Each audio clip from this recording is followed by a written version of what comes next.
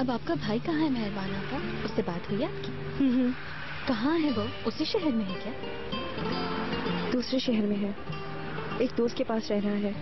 कह रहा था आप मेरी फिक्र ना करें, मैं सब ठीक कर दूंगा। अच्छी बात है। फिर क्यों इतनी परेशान रहती हैं? देखिए क्या हालत बना ली है, बस करें ना। कैसे परेशान ना हो बीनू, मेरा भाई गलत रास्ते पे चल पड़ा है, इंसानों को तकलीफ पहुंचा रहा है वो।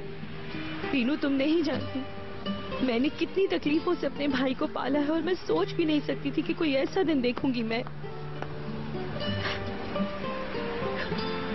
किस्मत ने कैसा मजाक किया मेरे साथ बीनू, पता होता तो पहले ही मार देती मैं उसे।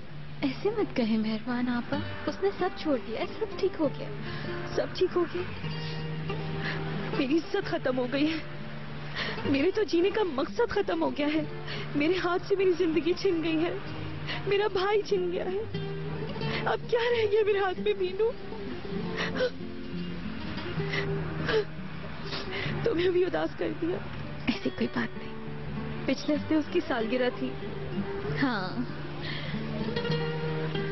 18 साल का हो गया है वो, बड़ा हो गया तो मैं सोचकर खुश हो रही थी। उसे बहुत मिस कर रही है ना? बहुत। मेरा दिल फट रहा है बीनू, समझ नहीं आ रहा कैसे दिलासा दूं। हाँ बोलो करीम। कहाँ हो तुम? ऑफिस फोन किया था, मालूम हुआ तुम वहाँ नहीं हो। बाहर आई हूँ, मेहरबान आपा के साथ चाय पी रही हूँ। ओह, अब कैसी हैं वो? ठीक नहीं है बस। ऐसा करते हैं कि आज शाम को मेहरबान को खाने पे लेके चलते हैं, ठीक है ना? मालूम नहीं, पूछ लेती हूँ। मैं तुम्हें बाद में फोन करके बताऊँ? ओके।